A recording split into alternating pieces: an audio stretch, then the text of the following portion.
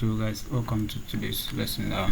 We'll be talking about order blocks, proportion blocks, and then breakers, and maybe some other time we continue with the other ones. So what's an order block? Let's begin with the bullish order block. A bullish order block is the last bearish candle prior to a move up. Alright, so the last bearish candle that you get to before an uptrend begins, you can term that as a bullish order block.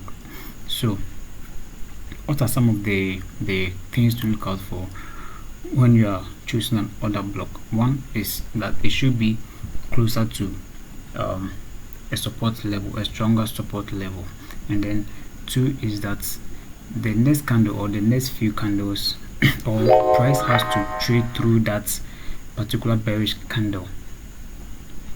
Price has to trade through it for it to be valid or for it to be considered a bullish order block. And then two, you should also consider the body to wick ratio. It should have a higher body as compared to the wicks. Alright, so whenever you see a bearish candle prior to a move up that has so much wicks, you wouldn't want to use that one. You would want to choose a bearish candle which has higher body to wick ratio. So let's assume you have price moving, all right, as price moving down the ladder and it is approaching the support level on a higher time frame. It is approaching a support level, and then it gets a bearish candle being formed. A bearish candle forms, and then after the bearish candle forms, you see that another bullish candle also forms after that, and it has traded through this bearish candle. Now this is what I was talking about. Price has to trade through it. Now this bullish candle has to be higher than this bearish candle over here, and it has to be closer to what or near a support level. That's for a bullish order block. And then the body to wick ratio should be high. That means the wicks shouldn't be longer than the body. All right, so that will make it a much stronger order block. Okay, so that's actually a bullish order block. Now the reverse is for a bearish order block. A bearish order block is a bullish candle prior to a move down. The bullish candle prior to a move down. So that is actually that. Just flip what I just said, and then you get a bearish candle. So let's actually continue on this with the proportion block. Now a proportion block is a bearish candle which has traded into an which has traded into a bullish order block. So as this order block has formed like this, all right, now if you should have another bearish candle trading through to this bullish order block here, then we can take that bearish candle as a proportion block. So price quickly moves away from the order block, and then it trades, and then tries to come down there again. Now you can take this one as a proportion block. Now it has traded through this bullish candle once again. So let's go to our chart, and then you see where you can get an order block in a proportion block.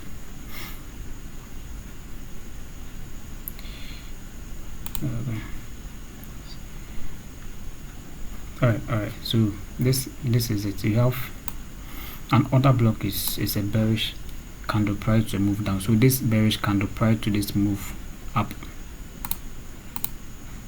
this bearish candle prior to this move up can be considered an order block. This one prior to this move up, this one prior to this move up can be considered an order block. This bearish candle here prior to a move up can be considered an order block. And then anytime we identify a stronger order block, we expect that when price trade to that particular candle which caused that upward movement, price should move up again. All right, so here when price get to this side, we expect that price should move up again. That's the buyers or the bulls who bought at this level. When they get to this side, when price gets to this side, now we expect that they should buy more and then push price upward. Now, but there are times where other blocks fail, correct? And so we talk about that one too.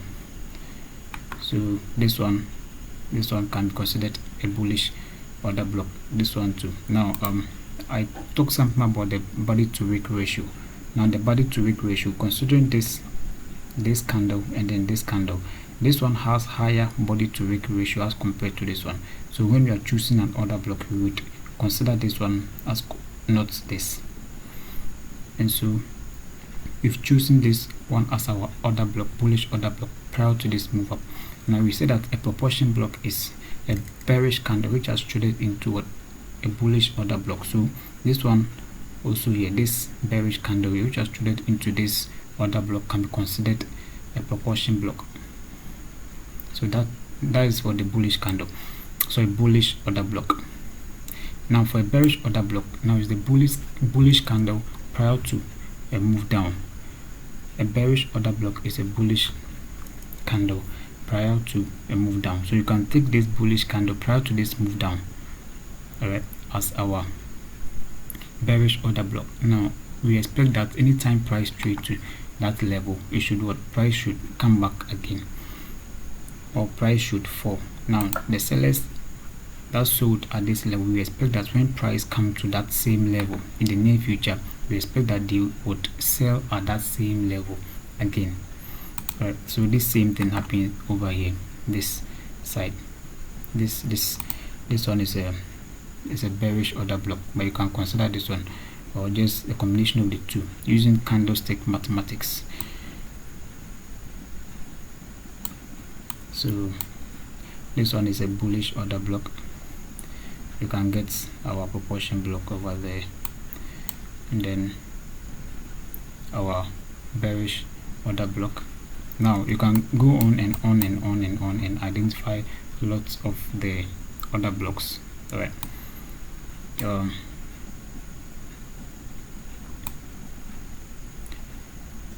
Okay, so that is that for the proportion block, and then the other blocks, that's bullish and bearish. So for a bearish order block, there are also some factors to consider. One is that it should be closer to what, a stronger resistance level. It should be closer to a stronger resistance level, and then the resistance levels on a higher time frame have higher possibility or have higher hit points. It can take so much hits. That's when price go to resistance levels on 4-hour time frame. The price have higher tendency of going down. All right, so let's assume you have your resistance level here, all right, on a 4-hour time frame. Let's assume this one is a 4-hour time frame.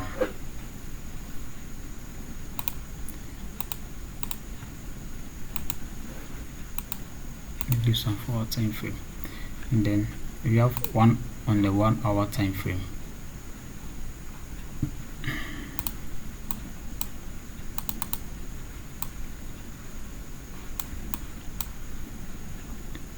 We have another one on the 1-hour time frame. Now like this, just to illustrate. Now we expect that the one on the 4-hour time frame would have higher resistance to price as compared to one on the 1-hour time frame.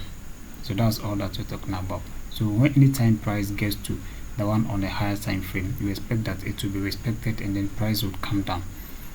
But the one on the lower time frame, it's highly possible price can trade through it easily. So when choosing your support resistance level, you have to take into consideration all those factors. And still on the bearish order block, it should also have a higher body to wick ratio. All right, so like this one, the bodies on the candle should be higher than the wick. All right, the bodies on the candle should be higher than the wicks, or the length of the wicks. And then another one too, as we said for the bullish order block, is that price has to also trade through that particular candle. Price has to trade through it. So that is that for the order blocks and the propulsion blocks. So next we move on to breakers. That's what happens when an order block fails, like this one. This is a bearish order block like this.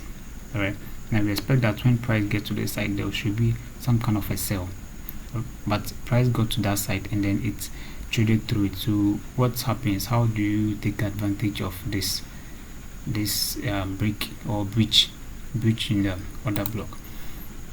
All right.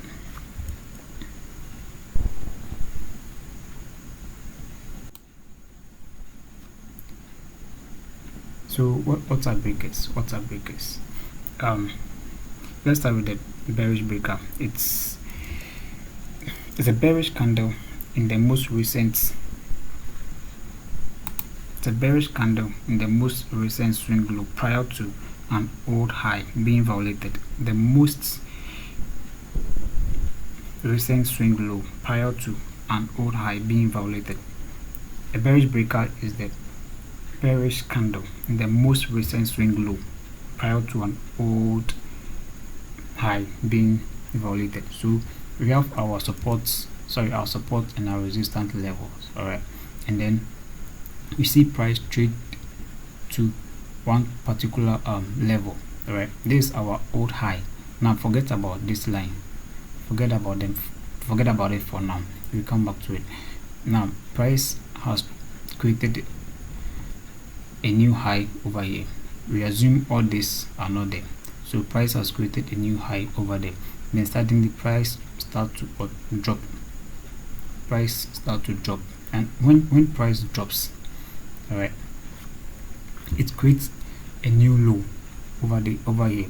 Now we have a bearish candle within that section or that area. Now price then trades through this old high. So that's what we talked about. Now it's a bearish candle in the most recent swing low. So this is the most recent swing low prior to an old high being violated. So this old high that has been violated on this level is what you're talking about. The bearish candle over here is what you're talking about. So price then start to trade upward, creating what a false breakout above this old high over here. Now this line over here, I added this line to show the turtle soup sell model or the false breakout strategy. All right, you can read about it in the street smarts also. So price has violated this old high, then it starts to drop down. Now when price starts to drop down, our point of interest for the breaker or the bearish breaker is this point. All right, is this point, the bearish candle over there. Now we expect that when price trade back to that particular level over here, we expect that when price trade to that particular level, price should move down. All right, now here you're seeing that there's an order block here, a bullish order block. All right, so we expect that when price go to this side in the near future, after it has created this high over here, when price go to this same level that was here, we expected that it would buy, or the buyers would still go in and then buy, but they didn't. It was a great sell and then price dropped. So we expect that when price trade to that particular same level in the near future, this bearish order block over there, you take note of it, when price trade to that particular bearish order block, price should do what? Should move down. That's all we are talking about. That is all we are talking about.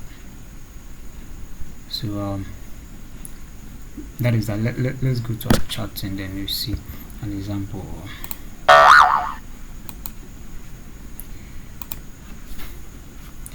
This is a demo account.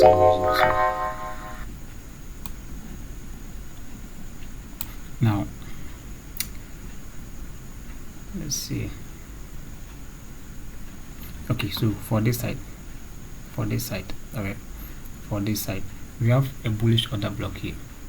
You use this one, this particular candle over here. Now we expect that when price got to the same level in the near future, we expect that price would buy, or the buyers will come in and then they will buy at that same level. So let's get a line to that, and then now there was a great buy here. All right, sorry.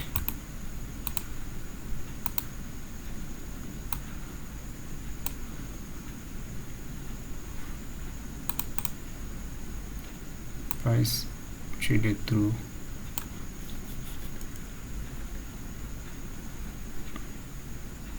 and then price came back to that particular level.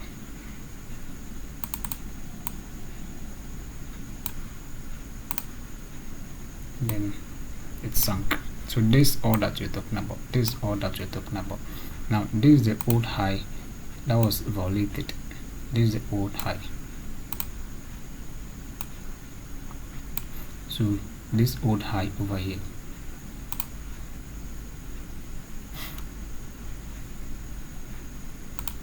this old high over here is the one we're talking about. All right, now we expect that when price got there,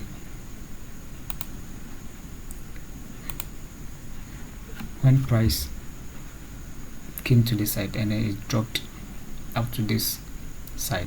All right, now we expect that so far as price created a bullish order block here, when price come back to this same level, all right, we should expect a similar move, all right, from this side to that side, around 1,000 something pips, right? We expect a similar move, but we only created almost 200 something pips. So we expect that when price comes back after creating this small move up, it just dropped, right? It just dropped. So we expect that when price comes back to that particular level in the near future, price should drop. All right, price should drop. So that is all that you're talking about as with regards to the breaker. Now the reverse is also good for the bullish breaker. Now here's the reverse. That's the reverse. Sorry about that.